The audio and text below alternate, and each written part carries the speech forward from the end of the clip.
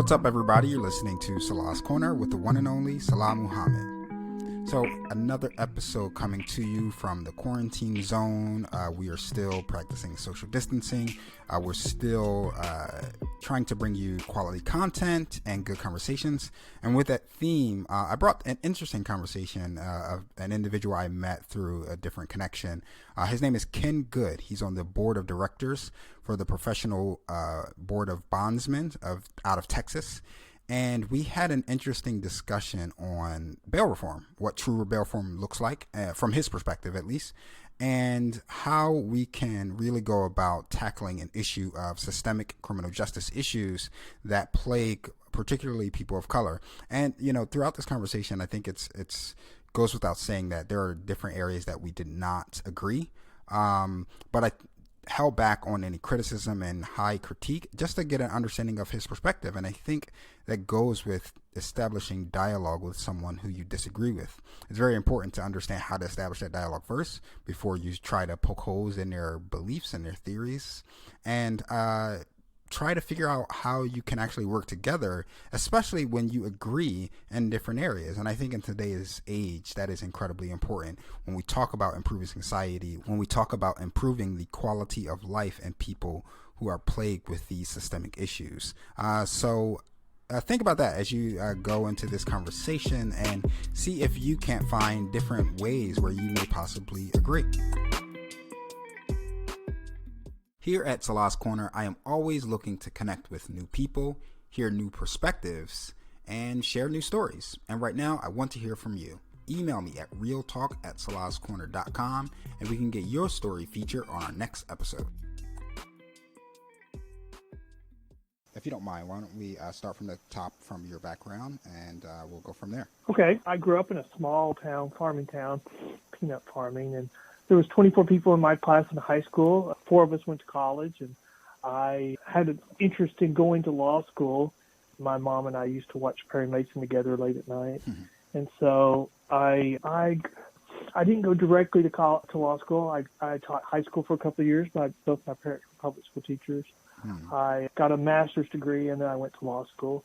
Joined a firm in Tyler and practiced with the same group of guys for 20-something years, learned how to practice law. And during that time, I represented a few bondsmen who had some issues, and after that, word spread and, just developed into a practice where I have a large clientele for, bondsmen or insurance companies who have agents who write bonds, and have developed that practice over the last 15 to 20 years. And you wrote this article on bail reform and what true bail reform looks like. And talk about, I know here in Philadelphia, that's one of the biggest things right now is how do we reform our bail system for a community that is severely underprivileged and really sometimes can't afford bail. Some have proposed that we remove the costs related to bail reform. What is your ideal for reforming bail so that it works? Well, I think we should start with what is it that we're seeking to do with true bail reform. Are we trying to, I think the goal should be improve the criminal justice system. And we need to do a better job at getting cases through the system, getting justice for victims. And as a side part of that, we need to make sure that we don't take advantage or even forget about the poor. They need to be protected. I think the problem that we're having is that we're putting what I consider to be one of the elements of criminal justice reform and making that the sole focus, that we need to focus on fairness. And as a result, when we do that, we're actually making the system much worse because we're creating situations where the criminal justice system really can't function. People are not showing up for court. I know we have issues with people who say they cannot afford a bond, but like here in Texas, affordability is one element that we consider in setting bond. It's not the only element. It's not the thing that determines whether you get out of jail. Because if you do that, then you're turning your criminal justice system into a voluntary process. You have to agree to come for the court to mete out punishment. Because if you're too poor to get a ride, then it's not your fault if you don't go to court. If you're too poor, you don't have child care. It's not your fault if you didn't have child care and you can't go to court. And we then make it so relative, that why do we even have a criminal justice system? So it sounds kind of like you're saying, or you're making the argument really that we need almost criminal justice reform before we even tackle the bail issue. Well, I think that's really what our advocates are asking for. They're seeking criminal justice reform, and that we shouldn't have punishment for certain crimes because there's an explanation for why they were doing that. And look, there are many social ills. There are schools that are failing in inner cities. There's drug use. That's increasing. We have families that are failing, and those are substantial problems. But I don't think bail reform is the place to address those situations. The job of bail is just to get somebody to court, so the court can have a hearing or have a trial to determine guilt or innocence. The better an improvement to the criminal justice or an improvement to the bail system would be get the cases through quicker and so that the cases are resolved, so they know whether they're going to be punished or whether they're going to go free. I mean, that's what an improvement to the bail system is. I think our friends are using the cloud of bail reform to really push a bigger criminal justice reform. And I don't think the bail industry would even oppose a top-down review of do we really need these issues to be crimes anymore in the future. That's interesting. I often have discussions with folks on getting, building coalition building in a sense. There are advocates for criminal justice reform all over the country, but coming from different avenues and coming from different backgrounds. Here in Philadelphia, bail reform is a focal point, like you mentioned, to addressing a larger systemic issue of criminal justice and not seeing the benefit of possibly working with others who also want to see criminal justice reform, but finding different ways to tackle that problem. That really just begs the question, as obviously we won't solve the problems of criminal justice here in this conversation, but what are some of the things that we should consider when we talk about criminal justice reform? Because I feel that's what this really boils down to, because for a lot of folks, before they are introduced to the bail system, it's some of the structural failures in our criminal justice system that's putting in that place to begin with. Well, we have so many things that we should be discussing, and we've been needing to discuss for decades, because I think a lot of people would say we have a problem with a certain race, or with certain races have bigger problems. And I think we should look at it differently. I think it's an inner city crime problem. I think it's where all the other races or other races that can afford to have abandoned the inner cities, and that the ones that are left, which is our high crime areas, is because, they're faced with failing schools, so they can't get a good education. They're failing families, so they can't get a good example at home. And they're looking at drugs around them everywhere they go. And so they're having drug issues that are dramatically increasing. And in our inner cities, we're not doing very much, or we're not doing enough to address those situations. All we're doing is leaving them to percolate and bake and get worse, and then we arrest them when they violate a crime. How do we address those things? I don't think it's really true, but there used to be a myth that we would determine the number of jail beds we need based on third grade reading proficiency or third grade dropout rates. I don't really think we have dropout rates in third grade because that would be against the law. Right. But reading proficiency,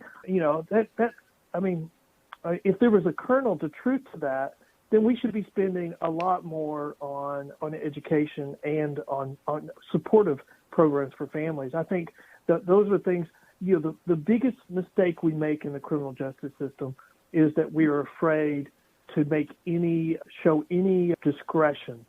If you go and if you're in prison and you get a high school diploma, that's probably the biggest determining factor over whether you will come back to prison. And you should be shown compassion for showing self-improvement. But have you seen in all this bail reform, especially during the COVID-19 crisis, we're not doing any of that type of review. we're just in mass releasing people of the same, of the same category.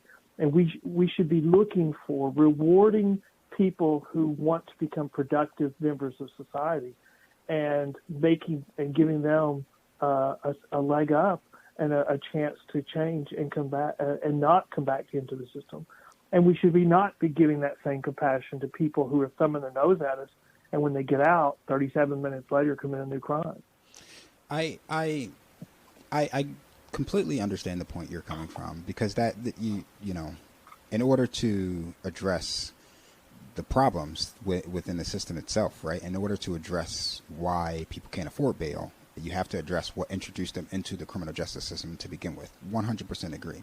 However, when we have systems in place that don't make that easy, do we then abandon those folks that have been introduced to the criminal justice system when they could have possibly been guilt-free of the crime that was committed, but now have to go through this issue of, I can't post bail, I can't get out of jail, I've then lost my job, I've lost childcare, I have all of these other issues that start to take hold in my life because of the way our bail system is also set up. And so, yes, going back, if I was never introduced to the criminal justice system through different means, sure, we can address it then. But at some point, I'm here. And where is my saving grace in that moment? Well, I'm going to come at this a little bit different. And I hope to surprise you, because I'm going to argue that the reforms that are being advocated by the bail reform movement are actually making the situation worse. The exact situation you're talking about. And the reason why is, what is the problem in your area? What is the problem?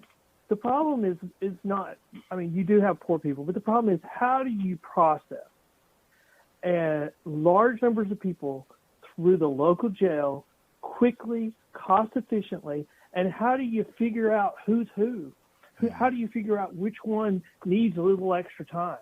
The reforms that's being advocated by the bail reform movement have actually made it impossible to do that, because they've gotten rid of bail schedules. The bail schedules, you can say what you are about they're not fair, but they allow people who can afford to pay for a bond to do that. They avoid going into the jail, and so the ones that are left are the ones that need the extra time to determine, okay, why are you here? Do you need to be diverted for a drug issue, a mental issue, or are you claiming poverty? Where the bail reform advocates, I think, have created chaos is they've gotten rid of the way to divert large groups of people away from the big population areas, and they've dumped this whole system on magistrates that can handle it. And so they've been forced to just release everyone. And that is a recipe for chaos, because you don't know who's who, you can't keep up with them, and nobody comes back to court, and they just commit more crimes. That's the lesson of Houston. It's the lesson of New York. And New York was so bad, even during the COVID-19 crisis, a majority of the legislature voted to repeal or pull back many of their reforms, roll back. Let's talk about that moment, because I think that brings us nicely to what we're experiencing today. And so many governors are, and so many activist groups are calling for a mass release of a lot of prisoners. And I understand the fear on both sides, right? There's a fear that crime will rise.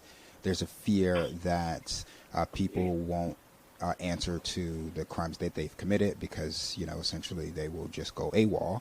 But then there's also a fear of mass contamination of COVID-19, not just in the prison population, but through guards who are then bringing that home to their families and bringing it back to the communities. What's your take on how we should be focusing on this problem given COVID-19?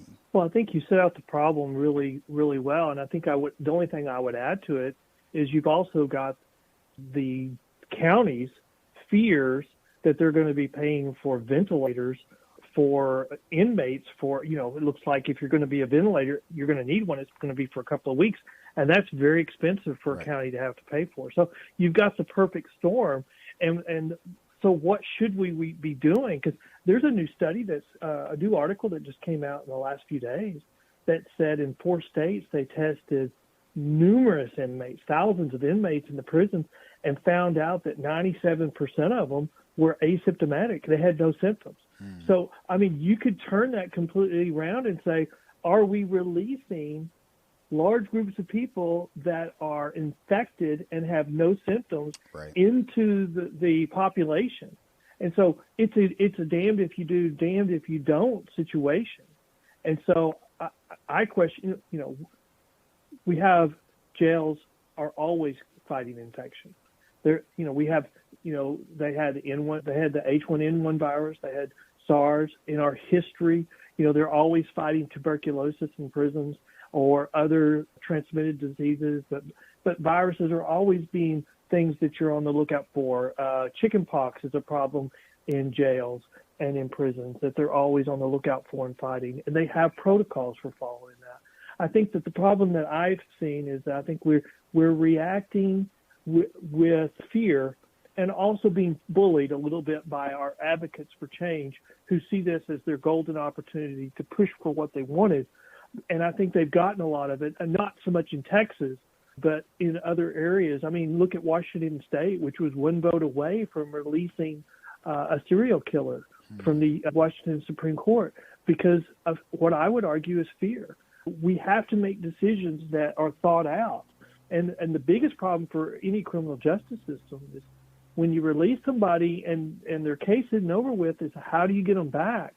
And New York and Harris County, the places we watch, if you're just going to release them, then you've got at least a 50% failure to appear rate. That does a lot of damage to the system because every case has to be put on hold where they fail to appear. And a lot of times, the only way they come back is by committing a new crime. So we're doing substantial damage to the criminal justice system when it finally comes back online. And we don't realize, and the ramifications of these decisions are going to be felt for a long, long time. And my biggest thing that I'm pushing for is we should be making decisions that take those things into consideration, and I don't think we have. I don't think we have at all.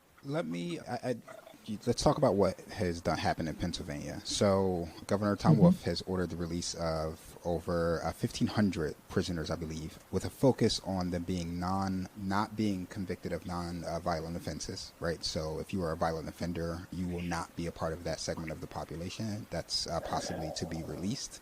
And then also, if you were, I believe it was 9 months. If you were set to be released or you had a parole hearing within the 9 months, the next 9 months, you may possibly also be set to be released. Do you think that takes more into consideration as far as who we're releasing back into society? Would you take that a step further and looking at individual cases before, setting a number on the number of prisoners to be released? What is your critique of that approach? Well, first of all, I don't have a very good opinion about when they say nonviolent offenders, because they always say it's nonviolent offenders. And, we've had that issue in Texas where they start out by saying it's nonviolent, and then, like in California, they downgrade a bunch of felonies to misdemeanors and call them no longer nonviolent. I think we should have started with an individual review of people, and I like even the 9-month thing that people are set within the next 9 months. I like that better, but I would attach on top of it an individual review. People could be doing that from home. What's the assessment of the people that are taking care of these people? Have they shown an ability? I mean, what if somebody, here's the situation we've had. They've done a categorical release of people that fit in certain parameters. Well, what if they don't even have a place to go? I mean, we're just releasing them, and we're telling them, well, to observe your 6 feet distancing requirements, even though you have no place to go. We're making those quick decisions on categories because we're trying to figure out how to meet some goal when we should be relying upon the inside data and looking for people who show and have family connections and that will have places to shelter in place at, and who are not going to be sitting, wondering what havoc they can create. I think we should be spending more time exercising our compassion on an individual basis instead of a block basis. I really do. I agree, actually. I think if we approach this, like you said, with compassion, I think it allows for a much more nuanced approach instead of a blanket system that, many fall under the umbrella, even though they may not necessarily fit directly. Not only does it endanger possibly releasing folks back into society, but then also allowing folks to feel helpless once they do release them, because, like you said, do they actually have somewhere to go? Do I have a home to go to once I'm released from prison? Do I have a family or society to go back to? Or am I being released to ultimately commit more crime and end up back where I started from? Well, and I'm sure, like in y'all's area, I'm sure they're doing the same thing they're doing here, is they're not arresting for certain offenses right now. That's correct. And so you have to be real careful when you're releasing people, when you're not doing an individual assessment of them. You're going to be releasing people who are looking at this and going, okay, here's the list of things I can do, and I will not be rearrested. And then you couple with that, you've got, family issues where, people have been told to shelter in place with the people who are tormenting them, and you're seeing family violence, grow just across the world during this time. And when somebody gets out for compassion, they commit a new crime, then compassion should end. But that's not what we're seeing. We're seeing they're just being released again and again. That you actually brought me right to my next section, actually, which was, like you said, we are doing that here in Philadelphia, where our commissioner has declared she's not going to be arresting for nonviolent offenses. They will be stopping and asking those individuals, processing and then release, and having warrants issued for them after the stay-at-home orders have been lifted. Do you think that also, when that first rolled out here in Philadelphia and in a lot of other cities, there was a huge public outcry on the fear that, crime would rise, but it's been the opposite, really. Nonviolent offenses have dropped dramatically. Calls to 911 regarding those have dropped dramatically. There's a lot of folks that really talk about how, if you have less of a police presence, crime will rise, especially in urban communities, especially in high poverty areas. And it almost speaks to the opposite of that. What's your take on just how we are approaching this from a criminal justice reform standpoint? Well, I think we have to be very careful when we talk about crime has gone down, because I think of course, crime is going down if police is not arresting people. I mean, the question is, what about reports? Are reports of crime going down? Like in New York City, in the last couple of weeks, there was an article saying that reports of crime on business is up 75%, which makes sense. The places that are empty are the businesses because people are sheltering in place. And so I think that there's a certain amount of crime. I think you have to agree that has gone down because we have people that are not moving around. But I don't think that we can just say that crime has gone down. I think that what we can say is reports of crime have gone down, and we're going to find out as people start moving around whether crime has gone up or not. And I think domestic violence cases is an exception. And the longer we go, and I think that's one of the pressures on reopening, the longer we go, we've got mental health issues. People are just got stir crazy. They got cabin fever. I mean, I've seen it in my own family where you just want to get out and your own mental health is required. There was a story the other day where someone went to a local police officer and he said, I just killed my dad because they were sheltering together. And so in our area, we're seeing murders going up. Domestic violence is going up across the world, not just in Texas, because, these are people sheltering in place with their tormentors. And I think that's going to get worse. I think that's part of the reason why you're seeing pressure to reopen. And so I think it's a fallacy to say, and I don't think that I would agree that crime is going down. I think that reports of crime absolutely are going down. But you also, it's almost contradictory. And you'll see in one paper crime is going down. You see another reports of crime is going up. And how do you reconcile them? And I think you reconcile them with, of course, crime is going down because they just got through saying they're not going to arrest people. So arrests are down. But what about reports? And then let's see what happens over time. And over time has not been good. My final question, going back to bail reform, And essentially, what it feels like your argument is that we need more folks, we need more people in the system deciding on the intimate details of individuals when they're introduced to our criminal justice system, right? When you're arrested, we need to figure out what the root causes of what's happening, as far as like why you may not be able to show up for court, why you can't afford to pay your bail or bond, and having a much more nuanced approach to individual cases as far as a system-wide complete reform of how we approach bail reform. And I think that's the same, not just on bail, but on criminal justice, on how we're releasing prisoners during COVID-19, and then also how we are policing folks and how we are pursuing arrests during this time as well. Is that the argument that you're making? I think that on the criminal justice reform, I would agree. I think on bail reform, I'm different. And the reason why I'm different is, I look at what has worked in the past and what have we ever tried. And what I'm arguing is just releasing everybody does not work. And in our large population areas, you can't individually magistrate everybody. Our friends on the other side said that they had developed this risk assessment. It was going to be the panacea. It was going to solve everything. We could get rid of the bail industry. And in the last 8 months, the bottom has fallen out of that. The research scientists have said, do not use risk assessment for criminal justice reform. The largest technology companies in the world have said, don't use risk assessments for criminal justice or bail reform because they're good at determining what groups do, but they're terrible about predicting what an individual would do. And I'm a great example of that. Grew up in a small town on a farm. The risk assessment, the group would predict that I would never go to college. I would never go to get a master's. I would never go to law school.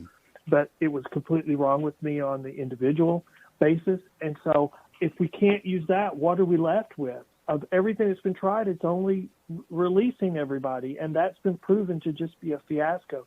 So we have to go back and look at what works. Bail schedules allow us to get out the people of the system that can afford to, so we can focus our time and energy on what to assess mental health issues, drug issues, and poor people to determine what they can and cannot do and what they need to address their issues. And we need to be able to call out people so that we can spend our time on those groups. And I think we need to be laser focused on ways to do that. And that's what bail reform should focus on. If we're trying to set up a system that is just fair to everybody, that means that you're arguing that everybody should just be released. That means your criminal justice system will shut down because it can't operate. You're going to have a 50% failure to appear rate, which I think in your area, you've had periods where you've seen that. And I think you just don't realize that you can't get justice for victims, and that's not bail reform. I mean, there's a lot of folks that will argue that's a tactic that they're looking towards, right? Is to have a mass release because of how the criminal justice has treated poor people, has treated minorities and black people and other people of color. What do you say to that as being a tactic of bringing down the criminal justice system? Well, I think that is the consequence of just releasing everybody. I mean, look, the purpose of bail is you get out of jail and that you agree to come to court at any time there's a need for a hearing. That's really all that the bonding industry does is we get people to court. We do it very well. That's the reason why we've been around for 200 years. If all we did was take people's money, we wouldn't be in business still. We have the highest level of supervision. We remind people when they need to go to court. We go get them because they don't have a ride, and if they fail to if they miss court, we go get them and encourage them to come back and get them back as quickly as possible. Sometimes because of the relationship we have with them, the trust they have with us, they will come back quicker. If you just say, well, we're going to release everybody, the story of New York is that if you just release everybody, then you have no accountability. It's really just a concept of, are we going to have a system of accountability? Or do we have to have blanket compassion and we can't ever end our compassion?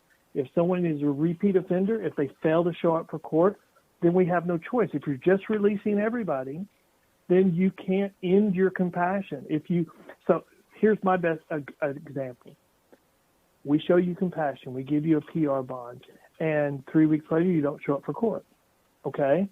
Well, what do? We've issued a warrant. He gets rearrested. He comes back into the system. Do we give him another PR bond? He has shown he has not been successful. What if it's the second time that he's failed to appear? Do we give him a third PR bond? He has shown, or she has shown, that they are not successful on that system. They need something additional, more supervision.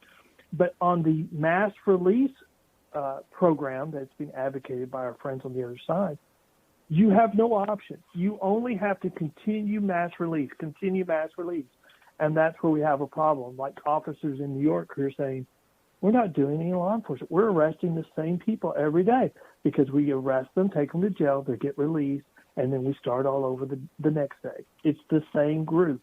And so low-level career criminals learn how to just take advantage of the system. And that causes problems to the criminal justice system as a whole, because look at Harris County. They've been doing this for about a year, and their numbers of pending cases for misdemeanor courts have doubled. Now, criminal cases, the number of pending cases can't double every year. That means cases are getting resolved because every year on average, the same number of people get arrested, and then you hopefully resolve the same number of cases. Well, that means double the cases were filed than what was resolved. And if you have 2 or 3 years of that, then the whole system shuts down, and then you have chaos. And that's where we see the system going if you just have a let's release everybody approach.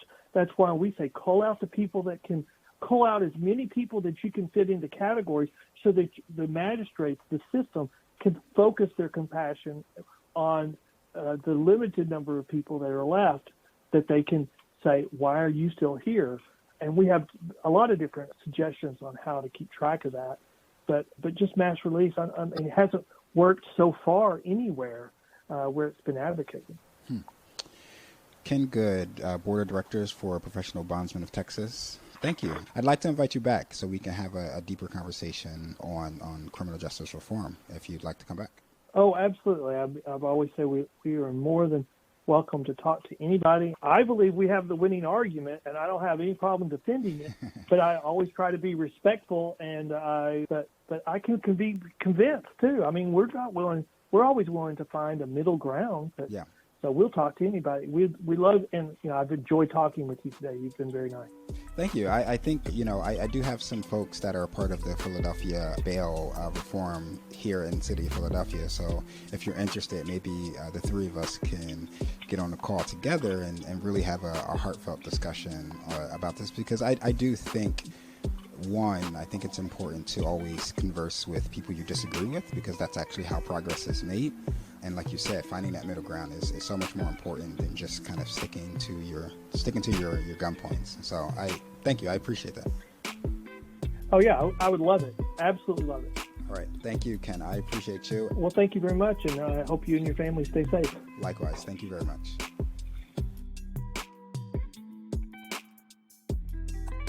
Once again, I want to thank Ken Good, Board of Directors of Professional Bondsmen of Texas, for joining me in a conversation on bail reform, which kind of led to criminal justice reform and his beliefs on how we should be tackling this systemic issue. And again, this place, we try to engage in conversations with people we disagree with, not to knock down our arguments, not to have a debate, but to engage in dialogue. And I think that is, I can't say it's enough. It's incredibly important.